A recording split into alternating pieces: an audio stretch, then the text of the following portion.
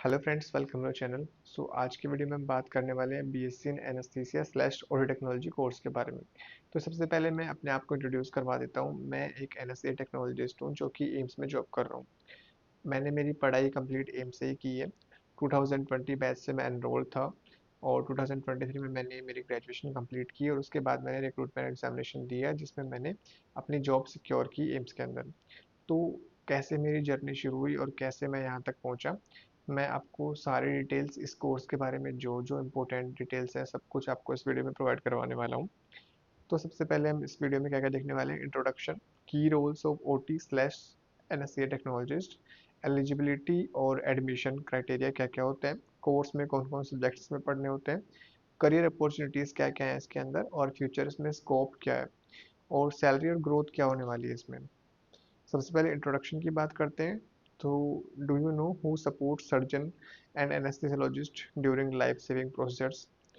Do you know who supports anaesthesiologist in trauma life support care?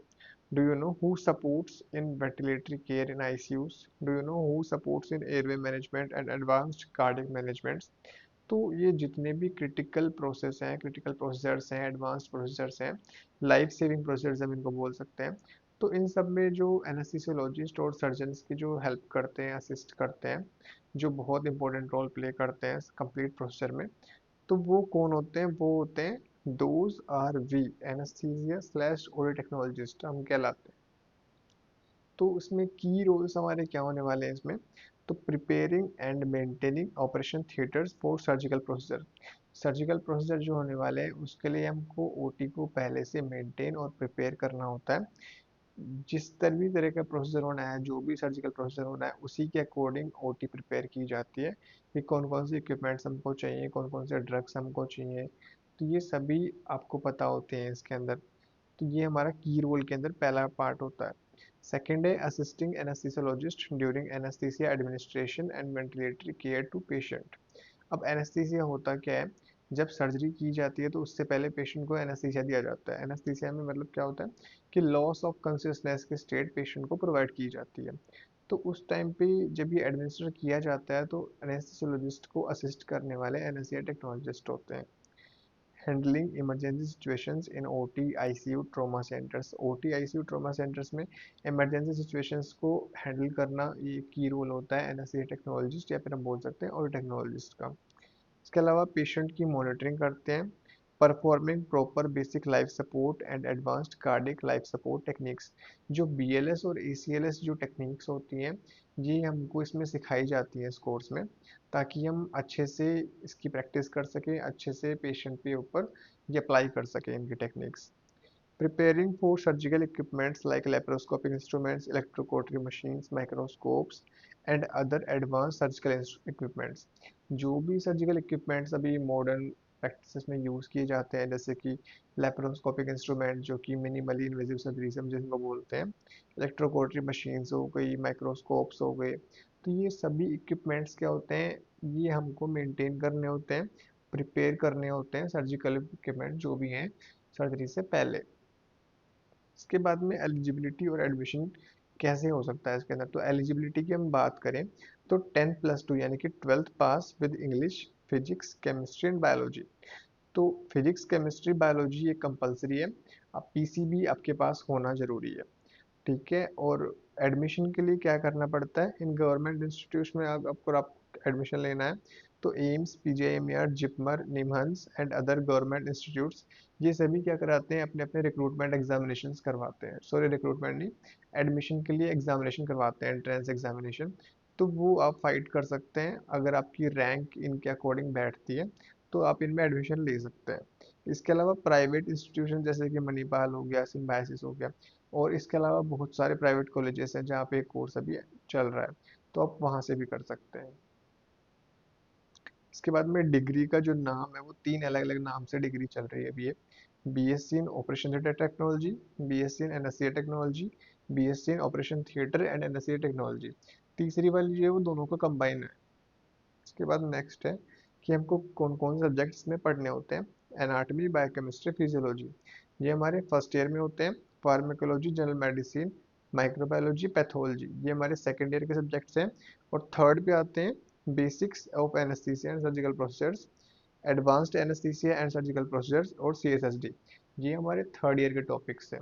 इसी के साथ साथ हमारी जो ड्यूटीज लगाई जाती हैं ओटी के अंदर, सीएसएसडी के अंदर, गैस मैनिफोल्ड के अंदर, आईसीयू के अंदर, वो साथ साथ हमारी क्लिनिकल पोस्टिंग्स होती हैं। उनके अलावा जो टॉपिक्स हैं इनकी हमको सेमेस्टर वाइज एग्जाम पास करने पड़ते हैं। इसके बाद में करियर अपॉर्चुनिटीज क्या होती हैं? After clearing recruitment examination you can got selected for OT technologist, anaesthesia technologist, ICU technologist, emergency trauma technologist.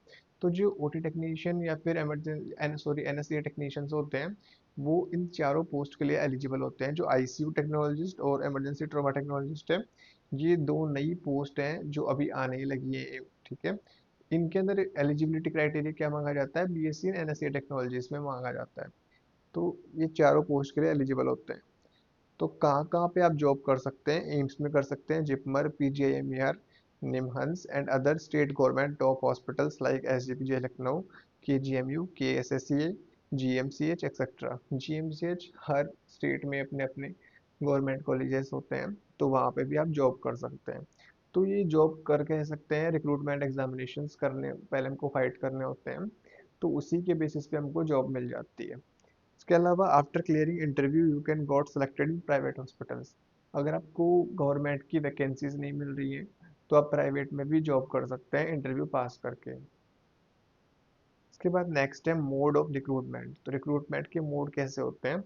एक तो रेगुलर बेसिस पे होता है, एक होता है कॉन्ट्रेक्चुअल बेसिस। रेगुलर मतलब कि आप परमानेंट जॉब पर हैं, इसके अंदर आपको पेपर पास करना पड़ता है। कॉन्ट्रेक्चुअल पोस्ट के लिए एम्स और बाकी जो अदर इंस्टीट्यूट्स हैं, ये कई बार जब इनके पास परमानेंट वैकेंसीज नहीं होती हैं तो ये कॉन्ट्रेक्चुअल पोस्ट भी निकालते हैं, तो उसके अंदर आप एग्जाम या फिर इंटरव्यू पास करके आप जॉब ले सकते हैं। फ्यूचर स्कोप और प्रमोशंस की अगर हम बात करें, तो फॉर एकेडमिक स्कोप आप क्या कर सकते हैं? एकेडमिक्स में आगे पढ़ाई करने के लिए मास्टर्स कर सकते हैं। इनके अंदर मास्टर्स अभी गवर्नमेंट इंस्टीट्यूट्स के अंदर आई नहीं है, ये प्रोग्राम अभी गवर्नमेंट इंस्टीट्यूट्स में शुरू नहीं हुए हैं, तो आप प्राइवेट कॉलेज से कर सकते हैं। इसके अलावा जॉब पर्पज से अगर हम देखें, so you can promote to higher post, जैसे कि ओटी टेक्नोलॉजिस्ट से प्रमोट होकर आप senior technologist, technical assistant, technician OT, इसके बाद senior OT technician, technical officer, senior technical officer, chief technical officer, OT manager. तो ये आगे जैसे जैसे आपका एक्सपीरियंस बढ़ता जाएगा, आप इन पोस्ट पे प्रमोट होते जाते हैं। इसके बाद सैलरी और ग्रोथ की बात करें, तो गवर्नमेंट हॉस्पिटल्स में स्टार्टिंग हम अगर हम बात करेंगे तो 50K to 70K, यानी कि 50,000 से 70,000 इन हैंड सैलरी आपको फ्रेशर के तौर पे मिल जाती है। और जैसे जैसे आपका एक्सपीरियंस बढ़ता जाता है, आपका प्रमोशन होता रहता है, आपके इंक्रीमेंट लगते रहते हैं, सैलरी आपकी बढ़ती रहती है। प्राइवेट हॉस्पिटल्स की अगर हम बात करें तो 20,000 से 55,000 तक इन हैंड सैलरीज आपको दी जाती है as a fresher, and will be increased by experience. Experience के साथ साथ ये आपको बढ़ती जाती है। सो ये कंप्लीट डिटेल्स थी इस कोर्स के बारे में। अगर इसके बारे में कुछ और आपको जानना है तो आप कमेंट सेक्शन में मुझसे पूछ सकते हैं।